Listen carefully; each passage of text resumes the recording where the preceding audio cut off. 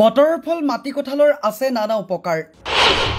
মাটি কঁঠাল আমাৰ দেহৰ বাবে বৰ উপকাৰী। জানো আহক ইয়াৰ গুণাগুণ। মাটি কঁঠাল আমাৰ দেহৰ বাবে বৰ উপকাৰী বুলি গণ্য কৰা হয়।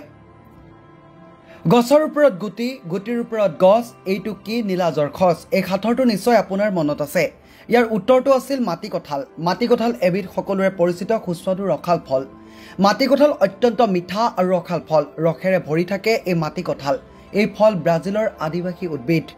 মাটি কঁঠালৰ গুণাগুণসমূহ। মাটি কঁঠালত ব্ৰমেলিন নামৰ এবিধ মূল্যৱান ৰাসায়নিক পদাৰ্থ পোৱা যায়, যিয়ে হজম শক্তি বৃদ্ধিৰ ক্ষেত্ৰত এক গুৰুত্বপূৰ্ণ ভূমিকা গ্ৰহণ কৰে। ইয়াৰ ৰসত থকা ক্লৰিনে মূত্ৰাশয়ৰ জৰিয়তে দেহৰ দূষিত পদাৰ্থসমূহ বাহিৰ কৰি উলিয়াই দিয়ে। পকা মাটি কঁঠাল মূত্ৰ বীজাণুনাশক, কৃমিনাশক আৰু পিত্ত প্ৰশমক। ইয়াত ভিটামিন এ, চি পোৱাৰ উপৰিও দেহৰ বাবে লাগতিয়াল বিভিন্ন খনিজ লৱণ পোৱা যায়। এই ফল অত্যন্ত হজমকাৰক। ই জ্বৰ নাশক। পকা মাটি কঁঠালত পৰিমিত ৰূপত সৈন্ধৱ, লৱণ আৰু জালুকৰ গুড়ি মিহলাই খালে অৰ্জিন ৰোগ নাশ হয়।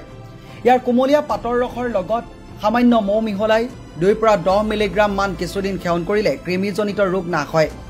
দেহৰ অংগ পতংগ ফুলা, যকৃত বৃদ্ধি, মূত্ৰৰ পৰিমাণ কমি যোৱাত মাটি কঁঠাল খালে সুফল পোৱা যায়। চকুৰ তলৰ অংশ ফুলা আদিকে অনেক ৰোগত মাটি কঁঠালৰ ৰস সেৱন কৰিলে যথেষ্ট সুফল পাব পাৰি।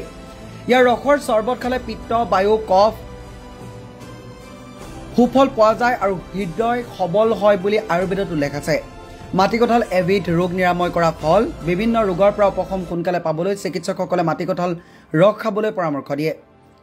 ই কেঞ্চাৰ হোৱাৰ সম্ভাৱনা কম কৰাৰ লগতে ৰক্তচাপ, চৰ্দি, কাহ আদি প্ৰতিৰোধ কৰে। গৰমৰ দিনত মাটি কঁঠালৰ ৰসত অলপ কলা নিমখ আৰু জিৰা গুড়ি মিহলাই তাত 2 টুকুৰামান বৰফ ঢালি খালে দেহটো খুব সতেজ অনুভৱ কৰা হয়। মাটি কঁঠালে হাড় স্বাস্থ্যৱান কৰি ৰখাত সহায় কৰে। গতিকে আহক মাটি কঁঠাল খাই নিজকে সুস্বাস্থ্যৱান কৰি ৰাখোঁ।